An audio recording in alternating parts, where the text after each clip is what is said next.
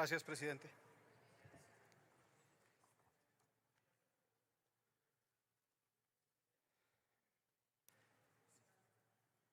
Lo mencionaba el día de ayer, que esta reforma que está en proceso de aprobarse constituye un último clavo al féretro de la seguridad civil y es una pieza más de un proceso de reconfiguración del sistema político mexicano.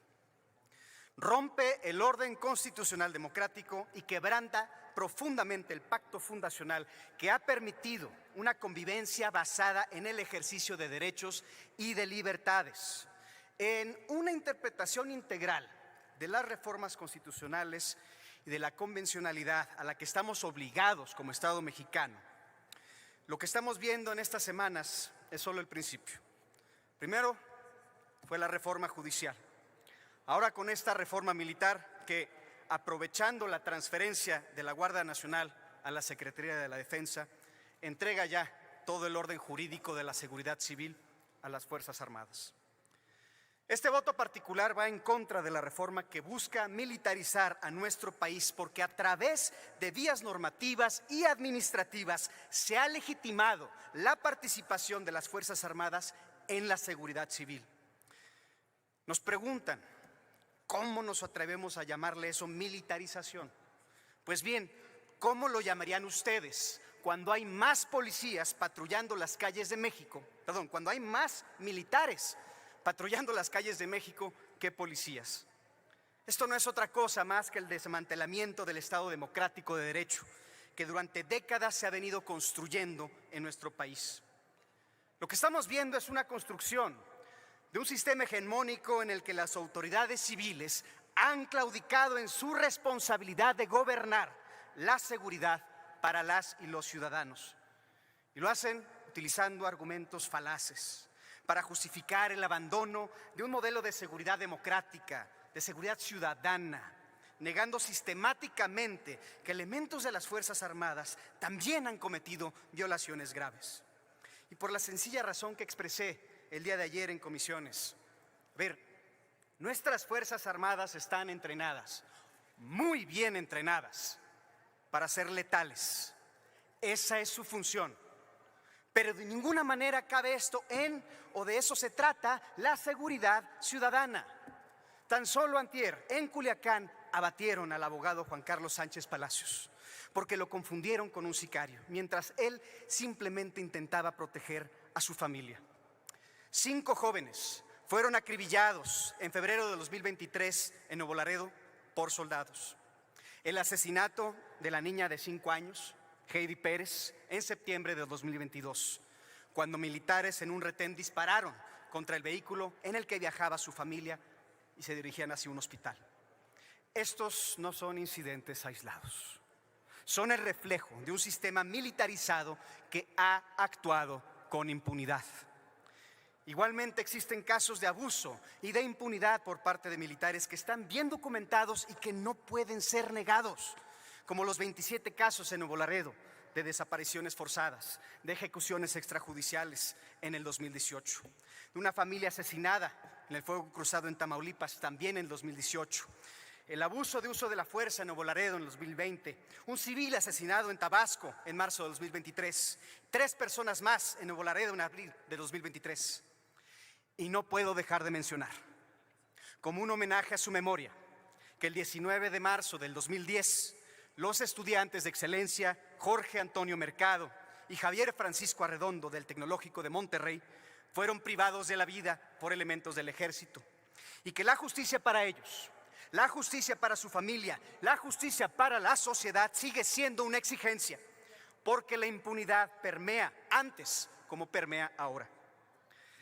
Independientemente del color político, cuando se trata de proteger con fuero militar a quienes lastiman a las y los ciudadanos. Es por todo esto y por mucho más que me surge la pregunta, ¿qué motiva esta reforma? Si realmente es para la seguridad de las y los ciudadanos de México. Si eso es lo que preocupa, o si realmente lo que preocupa es la preservación de un proyecto político centralizador. El fracaso de esta estrategia es evidente. No hay más seguridad, No hay menos violencia, al contrario, hay más víctimas, hay más enfrentamientos, hay más pasividad ante la violencia. Entonces, ¿por qué deberíamos de creer que este quebranto al orden constitucional va en la dirección correcta? En Movimiento Ciudadano no podemos aceptar que como mexicanas y mexicanos fuimos incapaces de dotar seguridad civil a nivel federal y sobre todo a nivel local. No vamos a acompañar a esta claudicación de la seguridad ciudadana porque sabemos por nuestra propia experiencia que sí es posible construir una seguridad diferente. La seguridad debe de ser civil y sobre todo local. Y sabemos que es posible. Es posible tener una labor policial de excelencia desde lo local, con formación preventiva y una policía de proximidad cuya prioridad sea el bienestar de las y de los ciudadanos. Se ha hecho en otras ciudades, apostando por la investigación, por la información, por la inteligencia. No es fácil, pero tampoco es imposible seguir una ruta civil en seguridad ciudadana. Compañeras y compañeros, se los digo con conocimiento de causa. Se los digo también como exalcalde de la ciudad de Monterrey, en donde por primera vez en 20 años se amplió la cobertura de territorio que le corresponde resguardar a la policía municipal.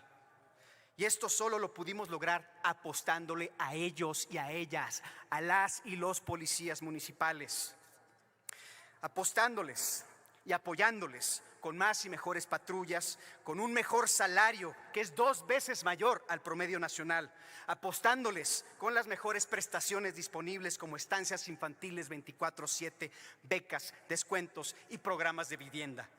Los resultados ahí están y hablan por sí mismos. La mejor percepción de seguridad de Monterrey desde que se lleva registro y la menor incidencia delictiva en un lustro.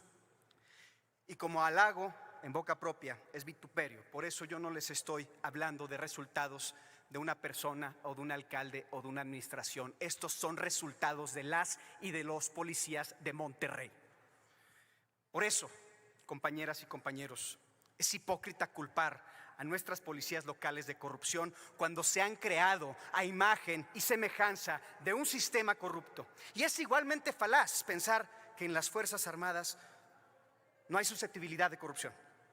El empoderamiento económico y político que han obtenido en los últimos años ha creado una nueva élite militar con todos los vicios de las redes de poder que tanto hemos buscado truncar. Y hablar de impunidad, dolor y violencia es hablar de Culiacán, de Obregón y de Fresnillo. Estas ciudades están sitiadas. En Fresnillo, la gente ha tenido que vivir más de 600 días bajo miedo constante, bajo un estado constante de violencia, de terror. Y no es solo Fresnillo. Entre las 10 ciudades más peligrosas del mundo, México tiene 6. Zamora, Ciudad Obregón, Zacatecas, Tijuana, Celaya, Ciudad Juárez. Estamos fallando como país. Este problema demuestra que la estrategia fallida de seguridad no distingue colores no distingue colores ni partidos políticos. Yo que personalmente he recorrido los 51 municipios de mi estado, me he encontrado con al menos 8 municipios que no conocen lo que es la seguridad pública, que dependen única y exclusivamente de la Fuerza Civil Estatal.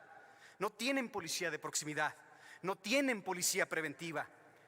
Si hubieran apostado por las fuerzas, por fortalecer la policía local, municipios como Doctor Cos, como Vallecillo, como Gualahuises, habrían avanzado en la construcción de una verdadera seguridad ciudadana. El día de ayer escuché a algunos compañeros presentando posturas bastante alarmantes, porque negar las desapariciones, negar la inseguridad, negar las muertes que sí existen, no las elimina, ni mucho menos las borra de los corazones de las víctimas y de sus familiares. No borra de sus corazones la angustia de lo ocurrido. Por eso hay que salir de la burbuja, dejar a un lado la demagogia y reconocer cuando las cosas no andan bien. Pongámonos a trabajar desde la honestidad, primero que nada, de reconocer que las estrategias anteriores no han funcionado, sea quien la haya iniciado.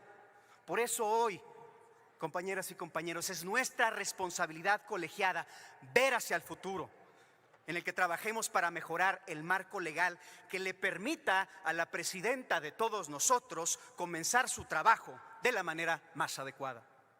Imagínense, en lugar de incrementar un 138% el presupuesto del Ejército, se hubiera destinado parte de este recurso para fortalecer la Guardia Nacional como institución de policía civil. Concluya su intervención, senador Colosio. Si también hubiéramos fortalecido a las policías estatales y locales, capacitando sus elementos y mejorando sus condiciones laborales, estaríamos avanzando en el plan de desmilitarización del país que tanto necesitamos y que además se prometió hace 6 años.